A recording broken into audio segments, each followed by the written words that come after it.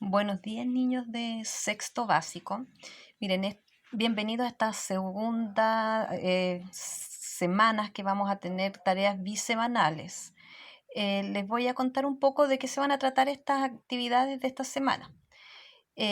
Vamos a trabajar distintos mitos y leyendas, ¿ya? De distintos lugares de América Latina. Aquí lo dice, mira, los mitos y leyendas que leerás formarán parte de la cultura de diferentes pueblos originarios de Latinoamérica. Te invitamos a conocer dónde se localizan.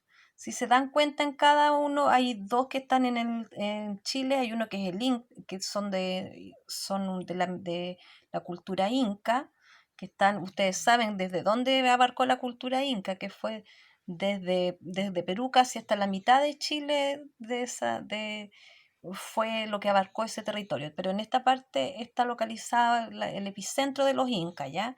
Va a estar una de estas leyendas o mito, porque algunas son mitos, otras son leyendas. Es importante, chiquillos, que ustedes sepan que los mitos y las leyendas son relatos que pertenecen a la tradición oral, han sido traspasados de generación en generación, ¿ya? Son anónimos, no tienen a un autor conocido y han sido publicadas a distintos autores que han ido recopilando la información, ¿ya? No es que haya existido una persona que se sentó a escribir un mito o a escribir una leyenda. Si hay un autor conocido que hizo eso, eso ya sería un cuento. Pero como estos no tienen autor, no tienen, solamente se transmiten de generación en generación, ¿ya? Mediante estos relatos nosotros podemos conocer las creencias y las tradiciones de estos diferentes pueblos. Por ejemplo, un mito griego nos da a conocer, conocemos sus dioses, conocemos toda su idiosincrasia, cómo eran ellos en la época antigua, ¿ya? La visión del mundo que tenían, qué opinaban ellos de la vida, de la muerte, de la creación, de sus teorías acerca de la recreación. Comúnmente se usan la palabra mito y leyenda como sinónimo, sin embargo no son exactamente lo mismo, ¿ya? Eso lo tenemos que tener claro.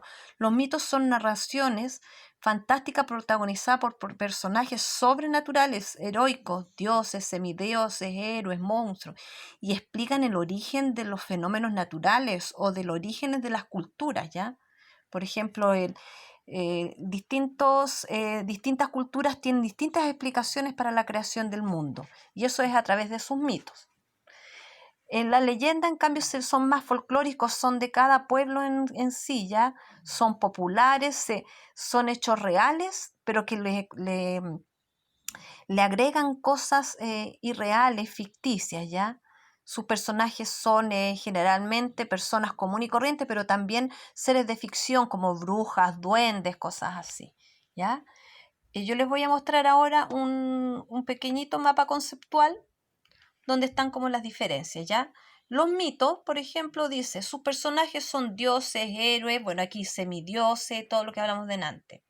Su finalidad son explicar fenómenos del mundo y del ser humano, fenómenos como de la naturaleza, también por el origen de la creación, todo eso es a través de los mitos. Son explicaciones mitológicas, ¿ya? Recuerden que antiguamente no existía todos los avances científicos que hay para explicar algunas cosas. Entonces, por ejemplo, habían rayos, truenos, y ellos trataban de explicárselo de alguna forma y le daban un origen mitológico.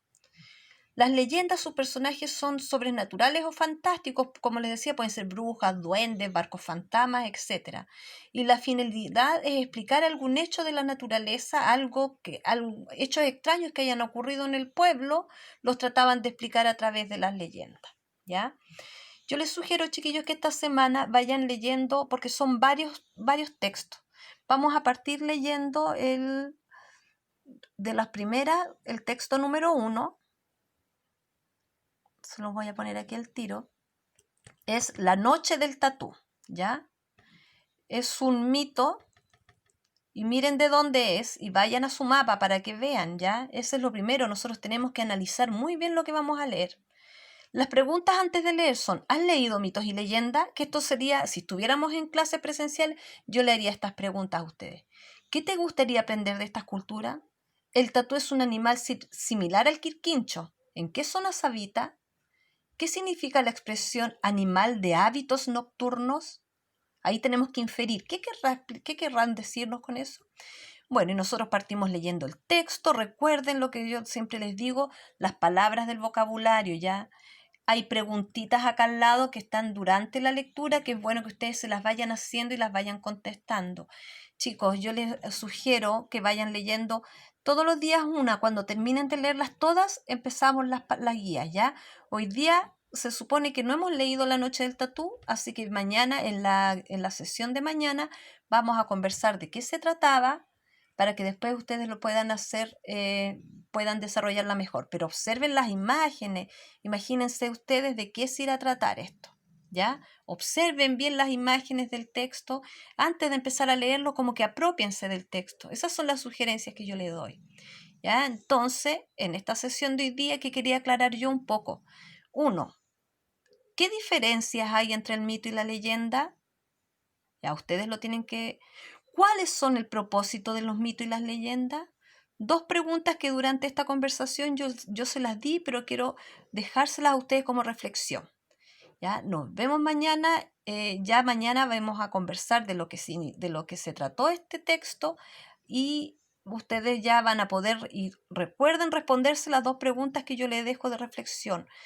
Propósito de hoy día era que yo quería que ustedes supieran lo que era la diferencia entre el mito y la leyenda, ¿ya?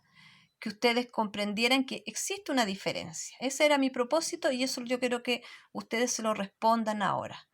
Un abrazo, chiquillos, que estén bien y nos vemos en la próxima sesión.